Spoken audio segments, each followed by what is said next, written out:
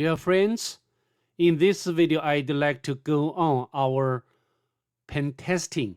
The machine I'm going to do together with you would be CTF KFIOFan on the Vulnhub.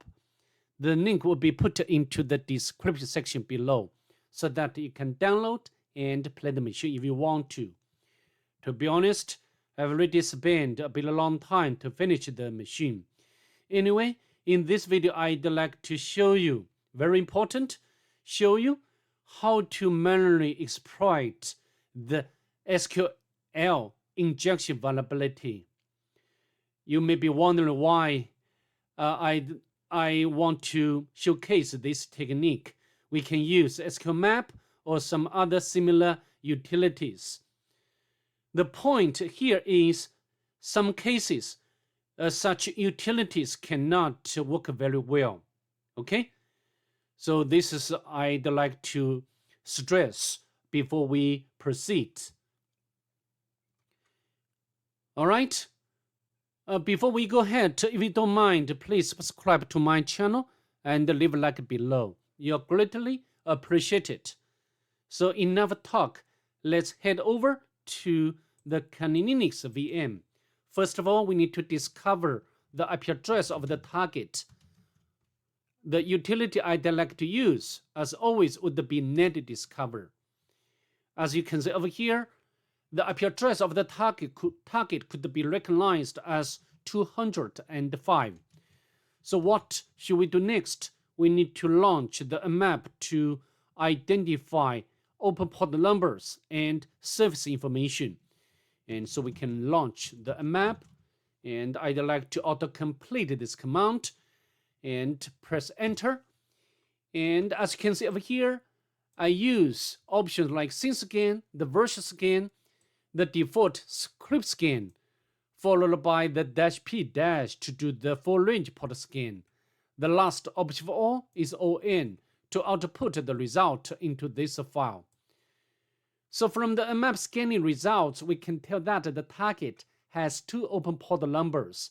The first one is 22, which is running SSH service, and also the corresponding version information, including the exact version number. This version is not updated. However, I don't think we can find any vulnerability except the username immersion vulnerability. This is not what we want at this point.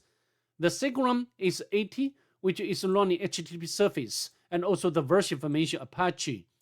However, from its default script scanning, we know that this web application requires us to be authenticated first to access. But if you look at over here, you will be, noticing this information. This is not a very usual behavior of the web application. But for now, we don't know what it does or what it means, right? We can copy. And another point I'd like to tell you, this message would be different from time to time.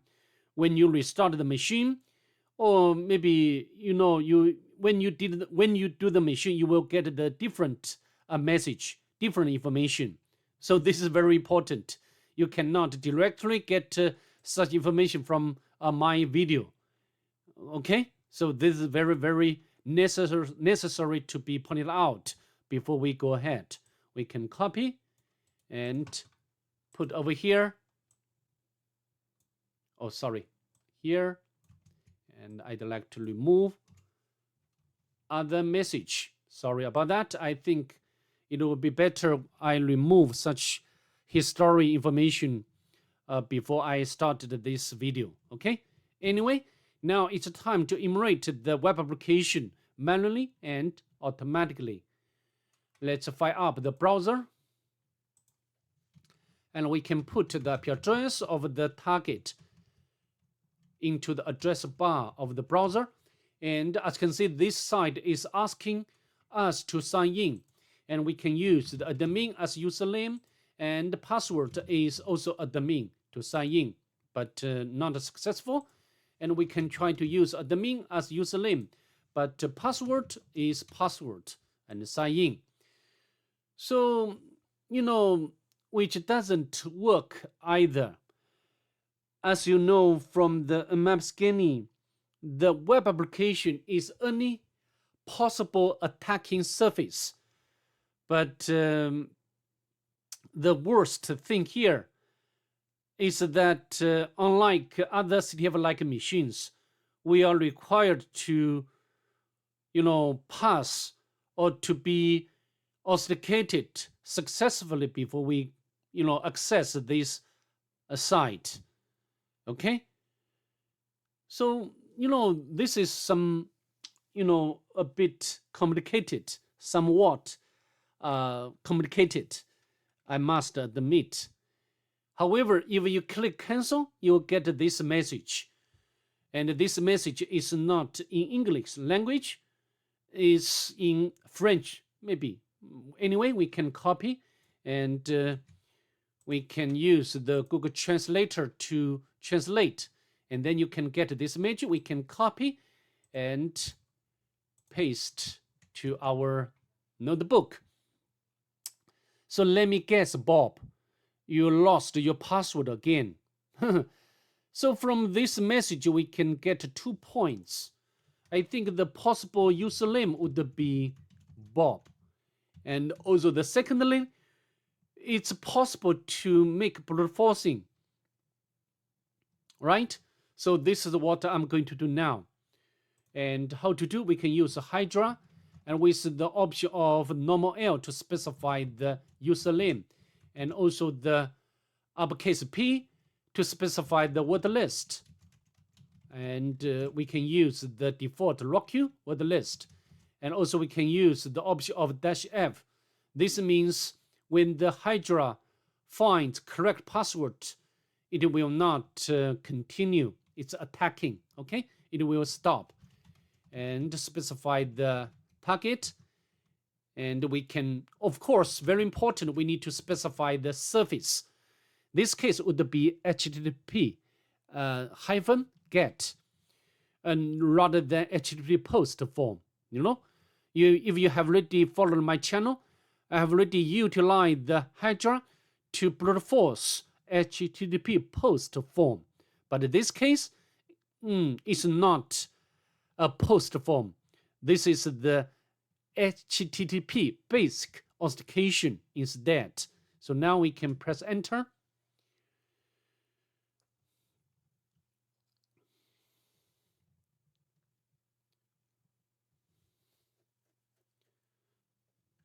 And it's attacking. Of course, the Hydra cannot retrieve this password for this user. To save time of this video, I will not wait. Okay? So I think just now we got very important information about the username. And another information what we have already got is this message, the basic RAM. This must be hint left by the author, right? And this number, this digit's a bit weird. And it looks like longitude and latitude. Okay, so now and maybe this another way or another form of encryption, and we can copy. We can copy and go to the Google website, Google Maps website, and paste over here. Press enter, and then you can get the location name, and we can put over here. So I think the password must lies in this information, okay? So we can copy this part. If this cannot work, and then we can copy this part. Let's try. And the username would be Bob. And paste over here, sign in. It looks like it's working. Perfect. Okay? And Alice and Bob. I think we can get another username, possible username, right? The Alice. And you can walk through the site to find the vulnerability which lies in this web application. This what it's about.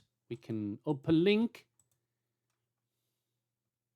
However, it's redirecting to another IP address, which doesn't matter. So some information, and also the archives, and also here maybe it means the research. I'm not sure about it. And research, maybe we can put some words like Google, right? Topo, and we can get the only one result. And if we put non-existent word, nothing. So I think what do we have to do next? We need to test whether this research form is vulnerable to the SQL injection vulnerability. Okay, this is a bit straightforward, right? Because we cannot find any other vector. Okay, so how to do? We can enable the Burp Suite. We need to turn on the proxy to the Burp Suite, and so then all traffic will go through our Burp Suite, and we can launch the Burp Suite.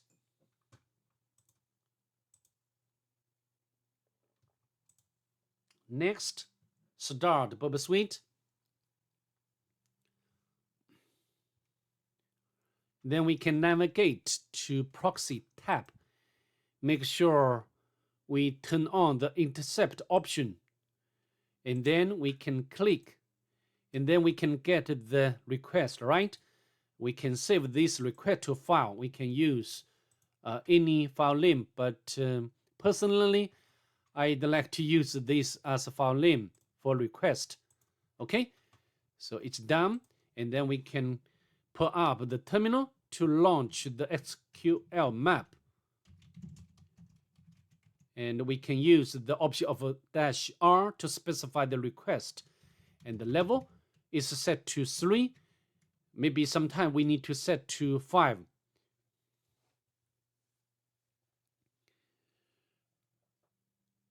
The SQLMap can save us a lot of time and efforts. It can do, very comprehensive testing.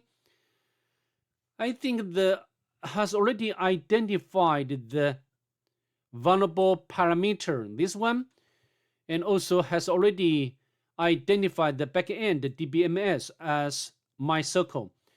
Do you want to skip test payloads? Of course, skip, because we do not need it anymore. And yes, so it's vulnerable. Do you want to keep testing the others? No. As you can see, we found the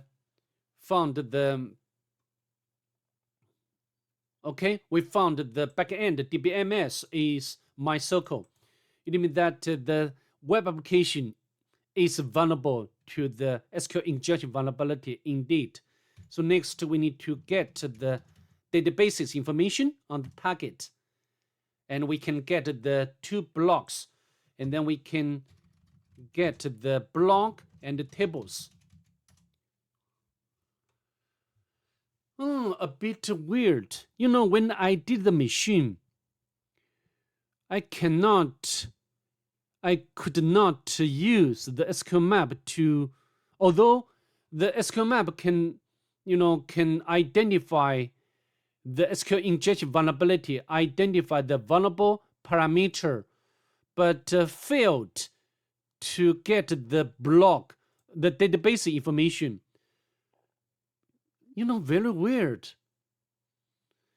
Just I mentioned at the very beginning, I'd like to show you how to manually exploit the SQL injection vulnerability. But we do not need it. Because the SQLMap can do this job very well. As you can see, we can get the table SSH key, and we can specify the key table name, and we want to get the columns information. and we want to dump. As you can see, we successfully get the username Alice and also the key. This should be the private key. You know, of course, we can copy this key. We can copy and we can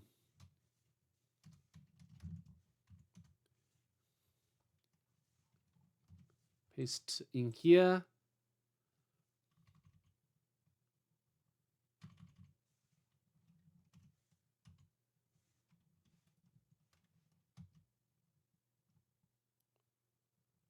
But we need to do some processing, okay?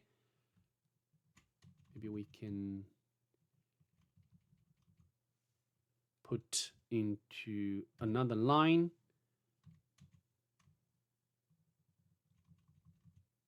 Another line.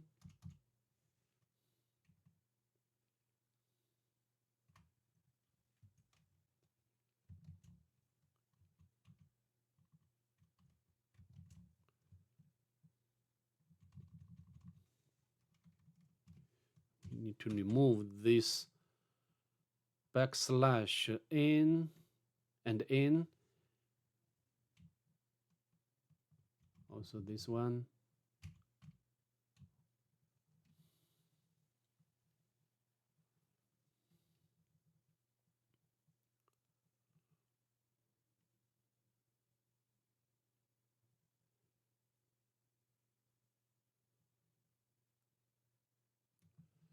You know, really weird. When I did the machine the first time, I cannot get SQLMap running properly. So very weird. We can use the nano.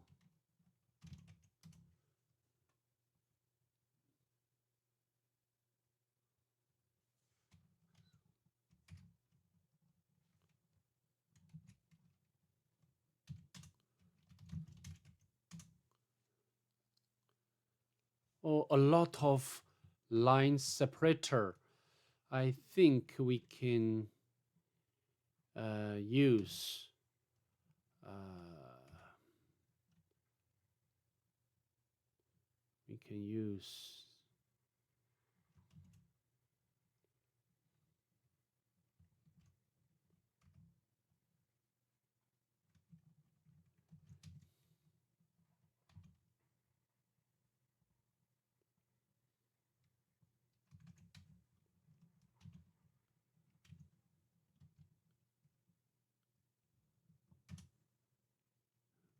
okay.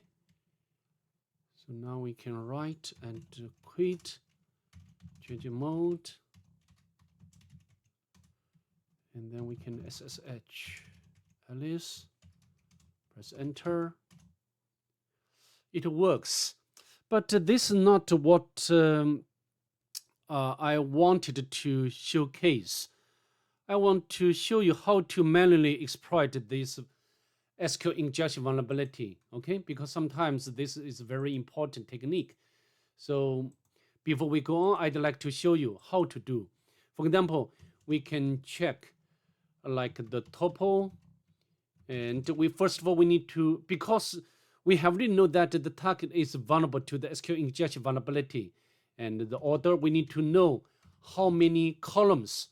For example, we can start from the 10. Oh, sorry, we need to turn off, but nothing returned because the error doesn't show up. So this is some sort of the blind injection. However, if we go to we use the tuple and we use the 1, you can get the result. So we can increase this number to 2. We also can get the result, right? And then we can increase to 3. This time, nothing returned. It means that the quantity of columns would be 2. So next we can utilize the ulim select. We can use the ulim select, for example, the 1, 2, and we need to use, at its end, we need to use space. Otherwise, this will not work. As you can see, we can, this information, 1 can be, can be displayed, but the 2 cannot be. So we can utilize this point to retrieve information. For example, we can use ulim, and we want to get the database. Okay, the block. It means that the database name is the block, and then we can, I have already, I will put a link into the description section below as well. So if you want to get the, I've already got the table name, right? And next we want to get the column information, and this information lies in this table. Okay, we can copy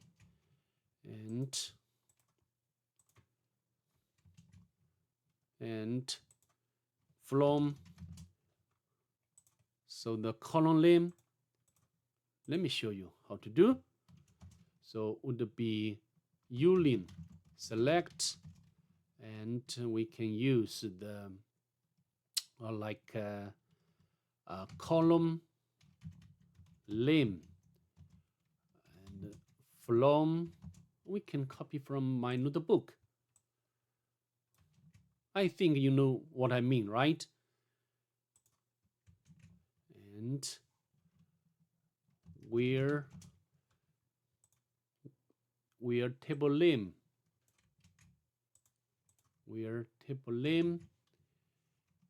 is block. Okay, put nothing here.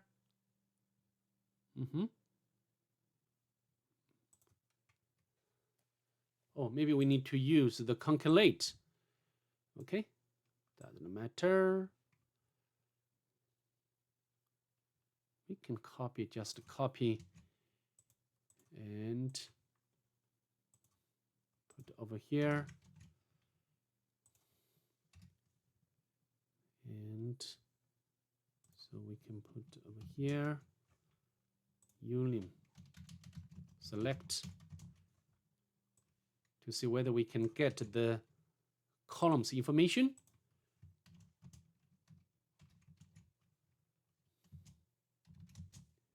Oh, the table name is block. Okay, and the from,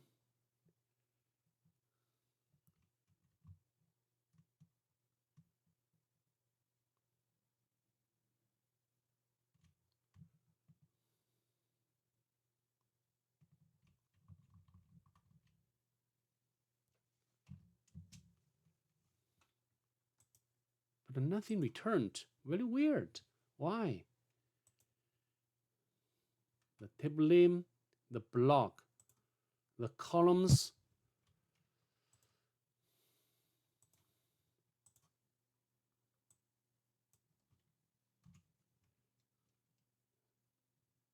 We can copy.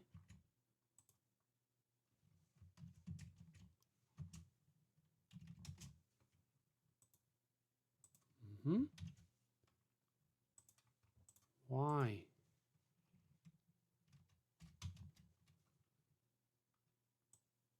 Oh, block. We can copy.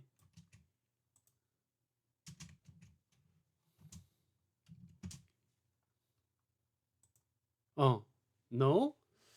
A bit weird. Why? This is a bit embarrassed. Why cannot get the column information? Columns where table name is block, right? Oh, sorry.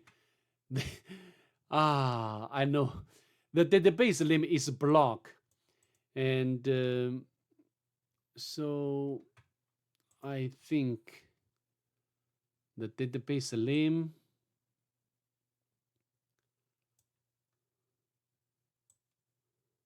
the table name should be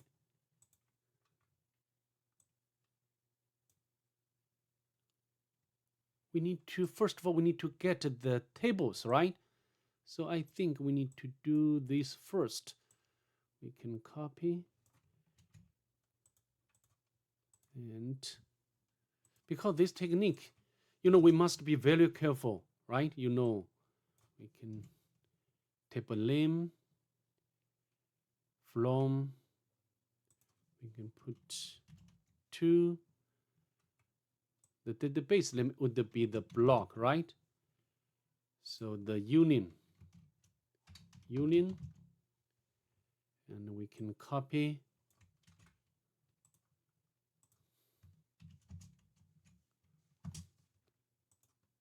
As you can see, we successfully retrieved the table's names, right?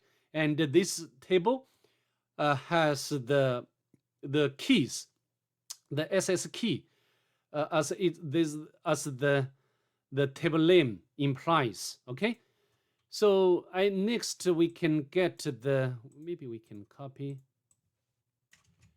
and so how to do? Maybe we can use the column name, and this should be the SS keys. We can run it again. We can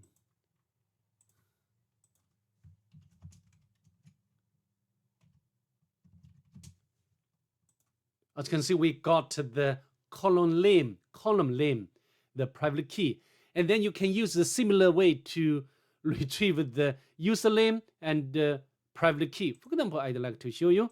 So how to do? We can use the union, select user, and we can copy its private key. Oh, this just one column can be retrieved at one time. Okay, so we can use this one from the block SSH keys. Okay, copy,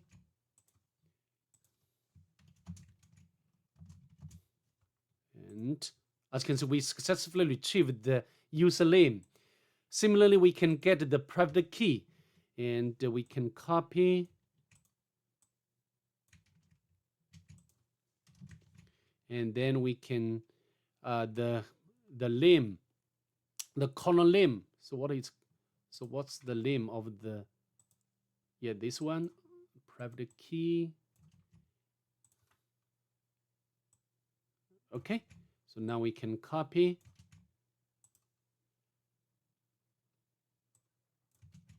okay, and then you can get the private key for this for this user. So although it's not necessary for this machine, sorry, this is my mistake, because when I did the machine, I failed to run SQLMap properly to get the database and also the data from the database. Anyway, the manual exploitation is very important. Okay, so I took this opportunity to showcase how to manually exploit such a vulnerability. Okay, so now we can proceed.